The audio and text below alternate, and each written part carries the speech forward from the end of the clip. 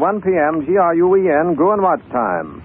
If you need a new watch, make your selection now from a complete display of Gruen watches in every price range. Leroy's, 633 South Broadway.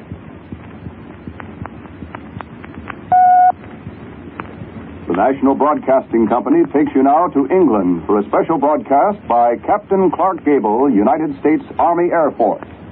This is Don Hollenbeck speaking from a heavy bomber station of the United States 8th Army Air Force somewhere in England. You know what this 8th Air Force has been doing to Hitler's European prison by day, adding its weight and increasing force to the mighty blows of the Royal Air Force at night. You know, too, of those sentences in the communiques that say, despite heavy opposition by enemy fighters, the flying fortresses and the liberators got through. Put their bombs squarely on the target. Precision bombing that has no equal. But those forts and libs would never have got to their targets if it weren't for teamwork. Pilots, bombardier, navigator, radio man, and the gunners who engage in fierce aerial duels with the fighters the enemy sends up to stop them.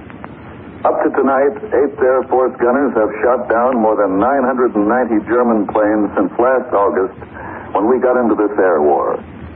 These men handle the 50 caliber guns in sub-zero temperatures. But there are 3 of them here now to tell you something about their jobs. The name of one of them you know, Captain Clark Gable. And the names of the other 2 you should know, because they've done what I've only seen on one trip in a flying fortress to Antwerp. Meet the first gunner, Sergeant Thomas Hansberry, 23 years old, of Philadelphia. He shot down 2 FWs, 2 Me-109s, and damaged 2 other FWs. For that, he wears the Distinguished Flying Cross. Tom enlisted December the 8th, 1941, when a lot of other young Americans went to war. He's been on the required number of missions. He's earned the rest. From now on, Tom will be on the ground, teaching other gunners the things he's learned in those many brushes with death as a tail gunner in a flying fortress. The real hot spot, isn't it, Tom? Hot and cold out there at the same time, Captain Gable. And now, another gunner. This time with a group I'm assigned to. Sergeant Philip Hall, 20 years old, of Springfield, Missouri. His dad's a Protestant minister. Phil has always wanted to be a sky pilot, too. A real flyer. He enlisted just a year ago. Went to gunnery school at Harlingen, Texas, where he led his class of 142 men. Phil is a top turret gunner. He's only been on 3 missions.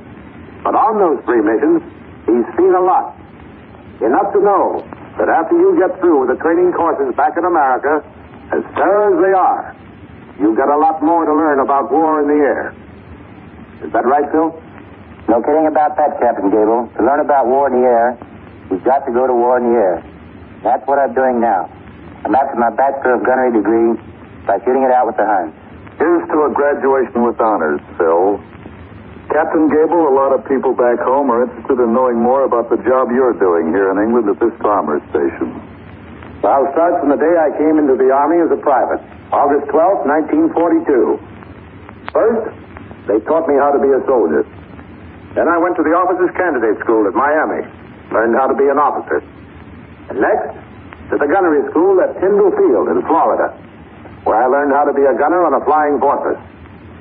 Then I flew to England with a crew of Air Force cameramen assigned to a bomb group. And here's where our real job begins. We're in the Graduate School of Gunnery now, learning it in combat, and trying to report what we learn in a form that will help the gunners back home to know what to expect when they go out on their first missions. All right, what can they expect? What are some of the things you've picked up in the higher art of gunnery? I could tell you a lot of things, Don, but most of them would be second-hand information. I've only been on one mission so far, to Antwerp, and I went on that one as an observer, not as a gunner. Let's get this information hot off the gun barrel. We've got 2 men here, one a freshman, and one a graduate, a real doctor of gunnery. They'll know the answers. All right, the freshman first. Sergeant Holt, how in the dickens can you fire a machine gun and expect to hit anything when it's 30 below zero or colder, when you've got an oxygen mask over your face, when the plane you're in is doing side flips, evasive action, and when the FW-190s and ME-109s are blazing away at you and ducking at the same time. First off, how do you keep from freezing in that substratosphere? Well, Don, first I put on a layer of winter woolen. Then a sky blue electrically heated suit with wires running all through it like snakes. If you get a short circuit and it burns up, they do sometimes, you look like a road map or the victim of a maniac tattoo artist. Coveralls go on over that. Maybe a piece of old parachute for a scarf. Silk gloves under heated gloves. Line shoes over heated shoes. And yet I've still been kind of chilly up there. He's forgotten something. Hasn't he, Captain Gable? A handkerchief, maybe. Sergeant Hulse has forgotten his tin hat. That's right. That's one thing you learn over here in combat that we didn't learn at home. Those tin hats the infantrymen wear save the lives of lots of rail gunners. Now the doctor of gunnery. Sergeant Hansberry, what if your gun jams? That's one thing you learn at home. You know that gun inside out, even when it's 30 degrees below. With all that compass and rig on you, with the plane doing evasive action, with the enemy around you, you can put that gun back in working order. But one thing you learn over here, don't take your gloves off to fix that gun. It's a natural thing to get rid of clumsy gloves so that you can work better. But if you do, the metal in the gun is so cold at that height that you'll simply leave part of your hand sticking to it. But you did learn at home, Tom, to have that gun in perfect working order before the takeoff. A good gunner actually sleeps with his gun, takes it to quarters with him. But they can jam in the air, and they do sometimes if they freeze. That's another thing combat training taught us, Captain Gable. You've got to keep these heavy English dew off these babies. Wipe and oil them constantly so they don't freeze in the air. You feel a lot ease in your mind up there. You're a lot less nervous if your gun has perfect tension below. A gunner needs all the assurance he can get. High-altitude combat is a terrific strain on nerves and muscles. Sergeant Hansberry has a story that will make you see that. How he shot down his first FW. But take it, Sergeant. It's your yarn. It was my first mission. Last November over Brest at 19,000. I saw this fox wolf sitting out there at 9 o'clock low. Then he started to ride right under my tail. Boy, was I scared when I saw that black cross on his wings. It looked like it had my name on it. He slipped away, then he came back into 6 o'clock. Got up to within 100 yards of me. Fire was shooting out at him, at me. I just fell asleep on the trigger, gave him short burst. Got him right behind the pilot, and down he went. And you've gone through a lot of those. Now, Tom, a couple of questions. What did you draw a bead on? Just him. The FW was out there at 9 o'clock, low. What does that mean? That means he was coming in at right angles to the fortress. And below it, Don, from the pilot's left. 3 o'clock would have meant from the right. Exactly opposite. It's an easy and quick way of translating compass directions by assuming that the plane is flying straight toward 12 o'clock on the dial. Now, about those bursts the sergeant talked about. Just what do these 50 caliber shells you toss at the FWs look like? And how many can you toss every minute, Captain Gable? 50 caliber shell is half an inch wide, 5 1/4 inches long, including the case, tapering to a colored nose. Armor-piercing shells have black noses, and tracers, red ones. You see, we throw their own Axis colors at them, and we throw them fast, at the rate of about 600 rounds a minute. What does it sound like? That's it. That's the music of the machine gun. That's sweet hearing when it's right in the ears of a Hun. I'd like to speak for the freshman class again, Captain Gable, about this shooting. We're learning to develop an instinct. There just isn't time up there to think things out. The enemy is changing his tactics every day we meet him. We've got to keep right up with him and on top of him. We've got to make those 600 rounds a minute count. That's a good point, Bill. Tactics change so rapidly at the front that revisions simply can't be made in the training schedule to fit the needs. Any more than modifications in bomber design can be put into the production line as fast as combat experience demands.